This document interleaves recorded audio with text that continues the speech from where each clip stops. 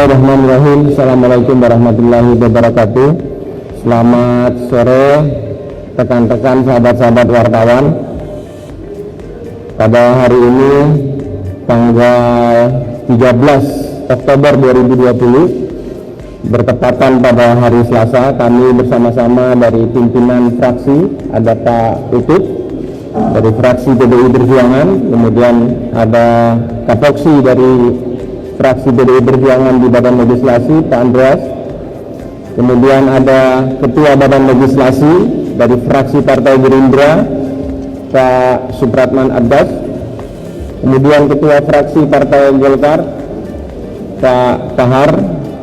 Kemudian Ibu Non EN dari fraksi Partai Kebangkitan Bangsa. Kemudian Ibu Nurul Arifin dari fraksi Partai Golkar, pimpinan dari Poksi Badan Legislasi. Kemudian ada Pak Lamhot Sinaga dari fraksi Partai Golkar dari Badan Legislasi. Kemudian ada Pak John Kennedy Aziz dari fraksi Partai Golkar dari Badan Legislasi, dan Pak Sekjen Pak Indra, dan ada Ibu Maya juga di sini, dan beserta jajaran kesekjenan, dan saya sendiri Haji Samsudin, dan Pak Rahmat Gobel yang mengikuti secara virtual pada siang hari ini. Pertama-tama saya tadi sudah diskusi di internal pimpinan Dewan Perwakilan Rakyat Republik Indonesia. Salam dari Ibu Puan Maharani kepada seluruh sahabat-sahabat wartawan dan masyarakat Indonesia, dan dari Pak Muhaimin Iskandar dan Pak Dasko berkenaan agenda kita pada sore hari ini untuk meluruskan hal-hal yang berkembang di media massa beberapa hari yang lalu.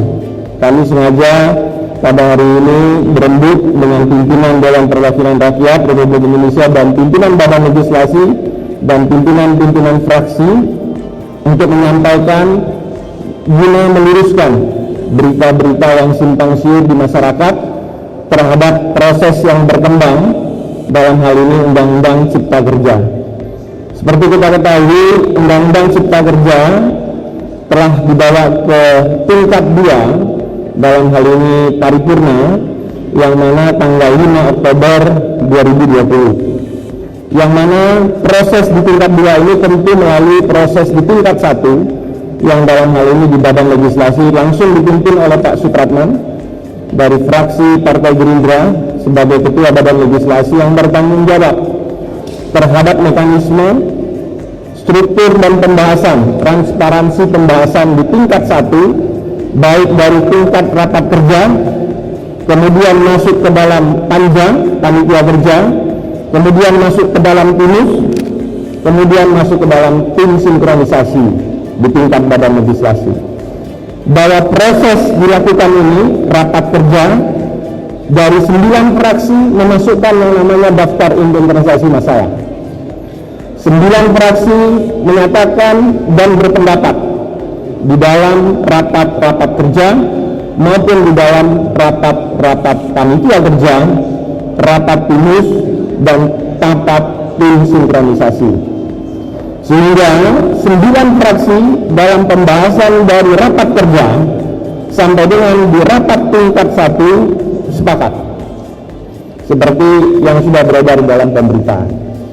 Adapun hal-hal yang berkembang di dalam daftar inventarisasi masalah berkenaan dengan klaster-klaster yang ada, perlu nanti disampaikan kepada publik, tentunya pada saat yang tiba, yaitu pada saat besok tanggal 14 Oktober 2020, berdasarkan mekanisme tata tertib DPR, khususnya di dalam pasal 164, bahwa Dewan Perwakilan Rakyat Republik Indonesia memiliki jangka waktu 7 hari. Pada saat setelah tingkat 2, DPR memiliki waktu 7 hari kerja merujuk kepada pasal 1/18 tata tertib DPR, yang dimaksud dengan hari kerja adalah hari kerja, yaitu Senin sampai dengan hari Jumat. Sehingga tenggang waktu untuk penyampaian Undang-Undang Cipta Kerja ini akan jatuh pada tanggal 14 Oktober 2020, tepatnya besok pukul 00 pada saat besok. Sehingga nanti pada saat resmi besok undang-undang Cipta Kerja ini dikirim ke Presiden, dalam hal ini sebagai kepala pemerintahan, maka secara resmi undang-undang ini menjadi milik publik secara mekanisme. Hal ini perlu kami sampaikan. Hal-hal yang berkaitan dengan substansi tadi dalam pembahasan di tingkat rapat kerja, 9 fraksi menyepakati, mengikuti dan menyerahkan daftar inventarisasi masalah. 9 fraksi sepakat untuk melakukan pembahasan. Kemudian dalam proses rapat kerja menuju rapat panitia kerja, pimpinan Badan Legislasi dan pimpinan Panja mengadakan yang namanya rapat dengar pendapat umum. Rapat dengar pendapat umum dilakukan hampir sebanyak 88 kali, baik secara fisik maupun secara virtual. Pertemuan-pertemuan dengan tokoh masyarakat, pertemuan dengan tokoh buruh, pertemuan dengan tokoh pendidikan, tokoh masyarakat, tokoh kaum pengusaha, kaum buruh, kaum masyarakat dilakukan sampai dengan 89 kali pertemuan dilakukan. Proses itu dilakukan baik secara fisik, baik juga secara virtual. Adapun data, rekaman, pembicaraan akan kami lampirkan kepada pemerintah dalam catatan Menderes Nota.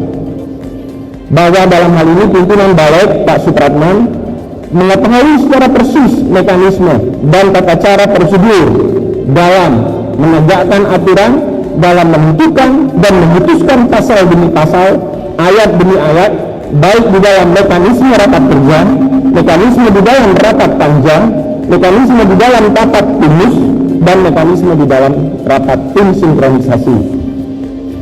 Adapun yang berkembang beberapa hari terakhir berkenaan kenapa kok belum diserahkan kepada pemerintah.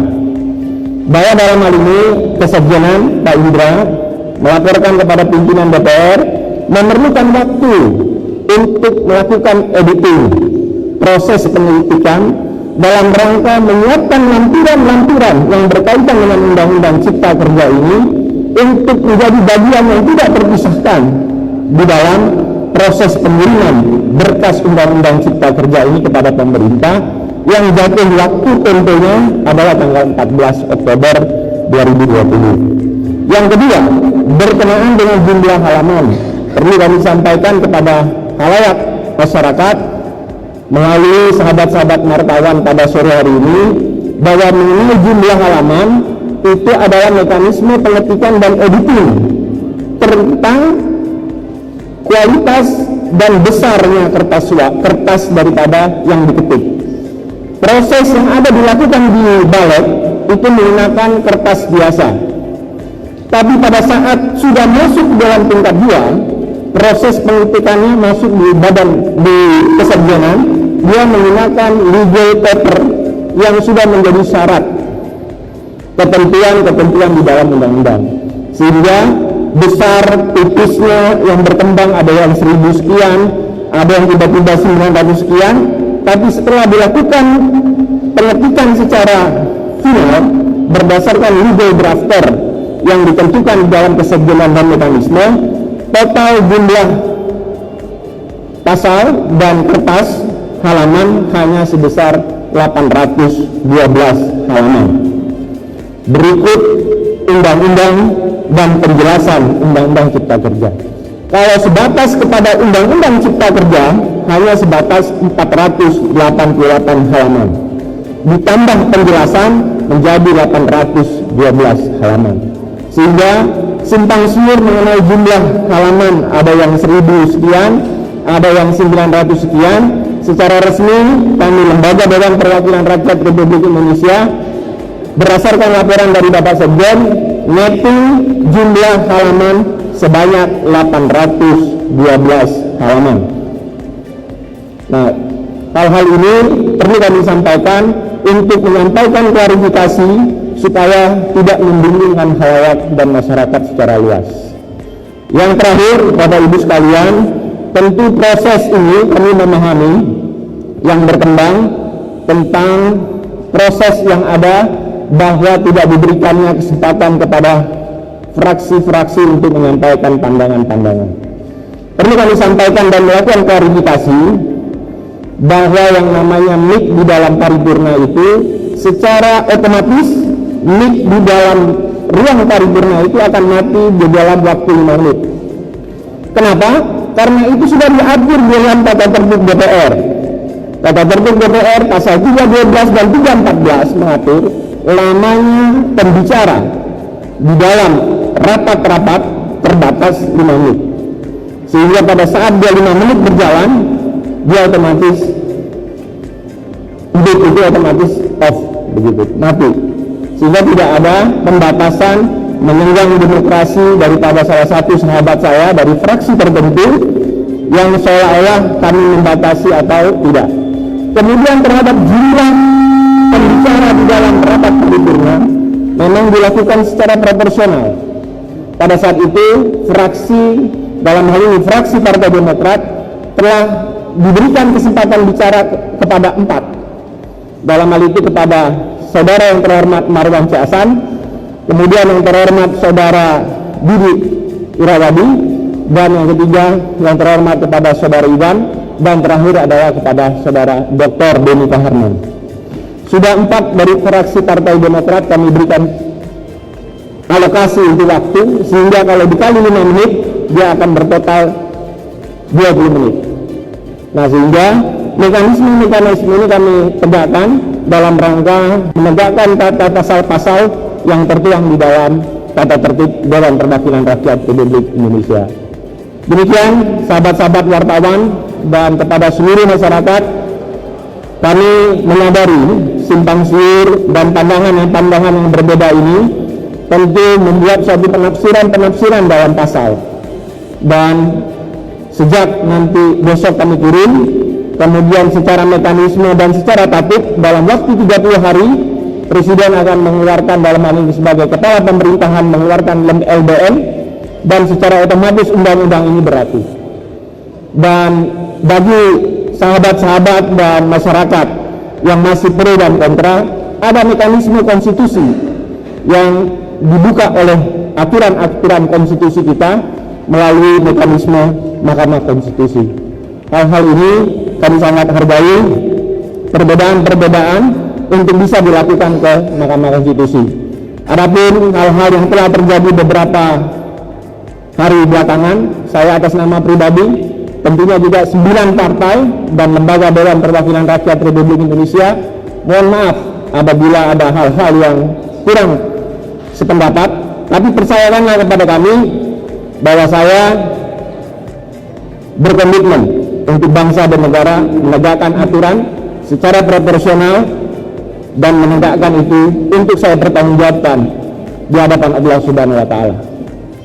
Sehingga tidak ada interest kepentingan pribadi atau kepentingan kelompok dalam kami pimpinan DPR, pimpinan fraksi, dan pimpinan alat kelengkapan dalam melindungi badan legislasi memanfaatkan kondisi-kondisi tertentu untuk hal-hal tertentu yang menguntungkan para pihak tertentu. Sehingga kami ucapkan terima kasih. Mudah-mudahan Indonesia di bawah kepemimpinan Bapak Presiden Joko Widodo dan Kiai Haji Ma'ruf dapat maju, dan undang-undang ini tentunya bermanfaat bagi kita semua. Billahi taufiq wal hidayah.